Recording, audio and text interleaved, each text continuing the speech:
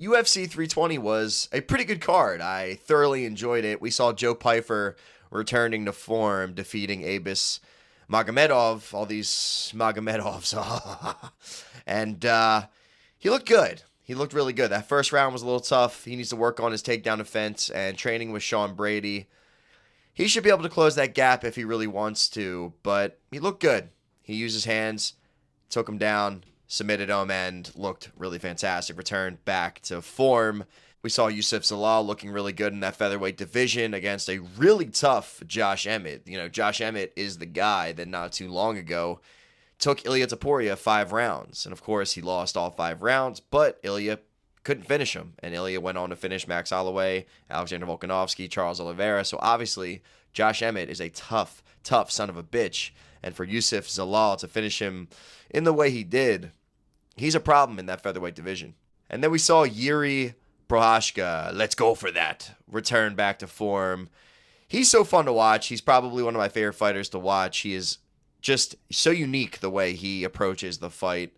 Khalil Roundtree looked fantastic. And Khalil Roundtree is one of them fighters that doesn't lose stock with his losses. When he lost to Alex Pereira, he didn't lose stock.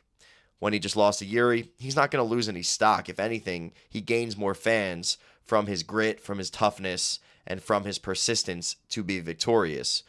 Unfortunately for him, he was not victorious here. Yuri Prohashka in that third round turned up, entered the matrix, and just absolutely picked Khalil apart. Looked fantastic. Now, a lot of people are calling for Yuri to get the rematch against Alex, but the problem is Alex already beat Yuri twice. And he finished him. It's not like they were super close fights. He finished him in both fights. So I think Carlos Ulberg needs to get the next title shot. He's fresh blood. If Alex is going to defend that title and stay in that light heavyweight division, he needs to defend it against Carlos Ulberg. Worst case scenario, have Carlos Ulberg and Yuri Prohashka fight to see who gets that title shot. But really, I think Carlos deserves it. I mean, we've seen lesser deserving fighters get the title shot. So I think Ulberg definitely deserves that title shot. But I wouldn't be mad if Yuri got it because it's always a fun fight. But using logic, he already lost twice to Alex. So I'd rather see Carlos Ulberg enter the fray and really get a chance to challenge for that title. He has a great resume, and he certainly deserves a chance. And then we saw Merab Dvalishvili, the machine. He truly lives up to this nickname. Every time he steps in the octagon, he is a machine.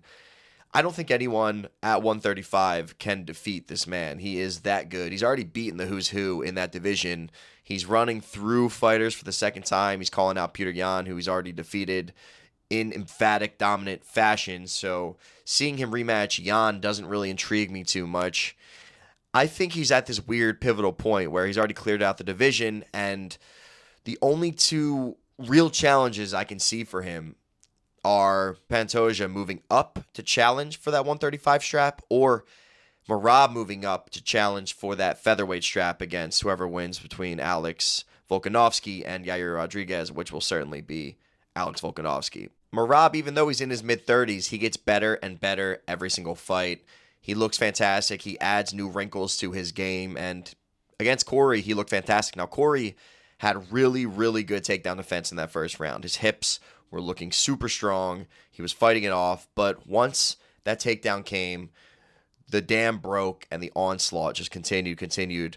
And Merab has this really interesting style where he takes you down, you get right back up. He takes you down, you get right back up. He takes you down, you get right back up. But because of that constant threat of a takedown, even though you know he's not going to go for a ground and pound, you still have to be weary of it. And we saw Corey, who is in pretty much every regard a better stand-up fighter than Merab. We saw him almost get finished in the second round because he's so concerned about that takedown that he's getting caught with Merab's kind of wild looping punches. So he's going to be really tough to beat, and I don't see anyone at 135 currently being able to do it. Umar came close, but he beat Umar. So logically, I can't really pick Umar in a rematch. I think Umar gave him the toughest fight. He won the first 2 rounds. Merab came back and won the last 3. there's really no one else in that division that I can see doing it. So logically, he just kind of has to either fight Pantoja or fight Alexander Volkanovski. But I wouldn't be mad if he just continues to clear out the 135 division and really cement his claim to being a GOAT of the sport. For sure, the GOAT of the bantamweight division.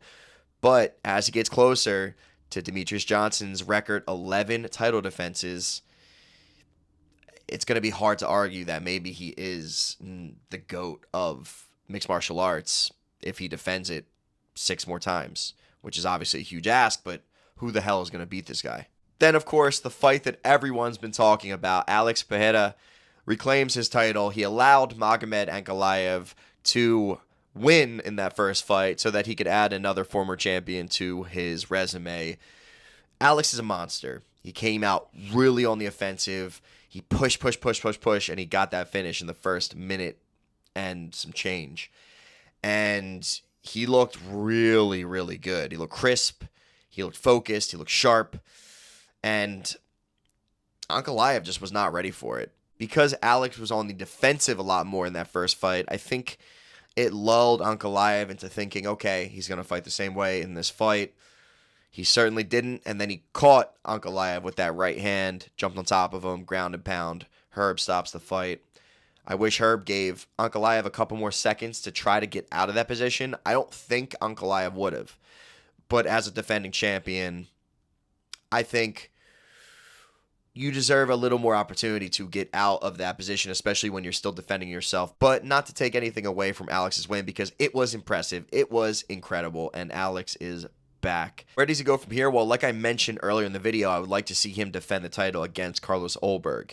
If he beats Carlos Ulberg, then go up and fight Tom Aspinall or John Jones, which obviously is a long shot because John Jones isn't even a real fighter anymore. But if you want to have those fun matchups, I think beating Carlos Ulberg, he's the last real title contender that you haven't defeated.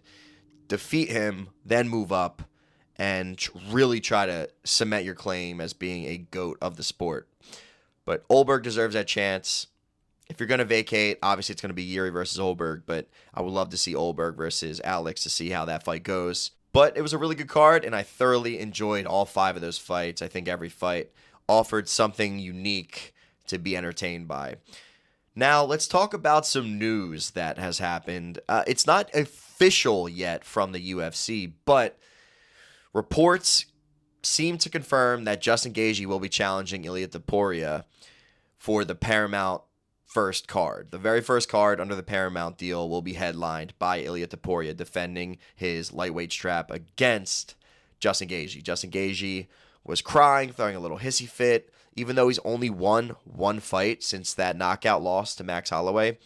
He was saying if he doesn't get the Ilia fight, he's going to retire.